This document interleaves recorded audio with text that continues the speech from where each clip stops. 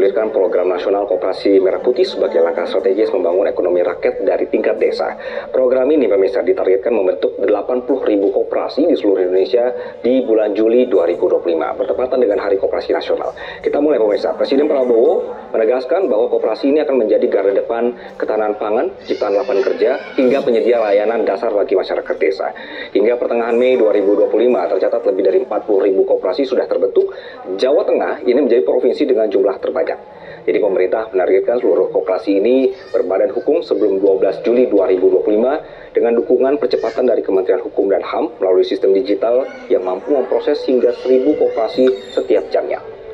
Dalam pelaksanaannya, koperasi ini tidak hanya berfokus pada simpan pinjam, tetapi juga mengelola unit-unit usaha seperti ini pemirsa. Ini adalah struktur ya dan juga unit usahanya. Jadi misalnya gerai Kophub. Nah, ini menjual sebagai toko sembako dan kebutuhan harian dengan harga kompetitif dan mendukung rantai pasok lokal.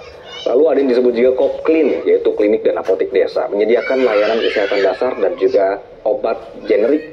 Ini bisa bekerja sama dengan puskesmas dan tenaga medis lokal.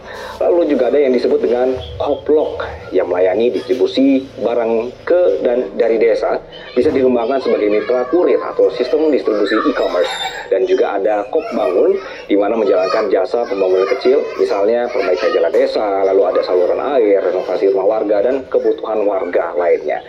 Pendanaan program ini mencapai 550 triliun rupiah. Sebagian besar bersumber dari Bank Himbara dan skema kredit usaha rakyat seperti ini. Nanti kami hadirkan pemirsa. Jadi misalnya adalah seperti dukungan dana desa yang bisa dialokasikan untuk pendirian koperasi. Nah, kemudian yang kami tanyakan ini adalah proses untuk pendaftarannya yang semakin mudah, cukup dilakukan secara daring saja. Langkah pertama dimulai dari musyawarah desa atau kelurahan khusus untuk sepakat bentuknya apa, bentuk koperasinya apa. Dalam forum ini warga menentukan nama koperasi, jenis usaha yang akan dijalankan, serta susunan pengurusnya. Setelah itu, cara daftarnya, lihat situs yang sekarang ada di layar Anda, pemirsa. Jadi ada di alamat kopdesmerahputih.kop.id. Pendaftar ini akan diminta untuk pilih skema yang sesuai, apakah membentuk koperasi baru, mengembangkan koperasi yang sudah ada, atau merevitalisasi koperasi yang tidak aktif. Lalu formulir pendaftaran harus diisi lengkap, termasuk dokumen penting seperti berita acara musyawarah desa dan rapat anggota juga harus diunggah sebagai syarat verifikasinya. Pendaftar juga akan dimintai atau juga menyatakan bahwa seluruh anggota koperasi domisilinya ada di wilayah yang sama dan siap mematuhi seluruh ketentuan hukum yang berlaku.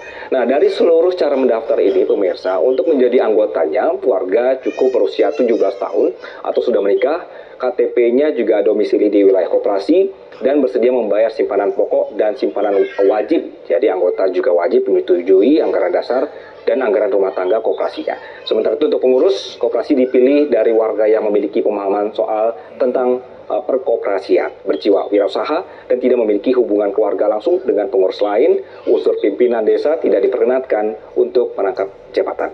Ini dia ide utamanya pemirsa. Jadi memang diupayakan agar nanti satu desa satu koperasi di mana ekonomi ini akan mulai dilakukan.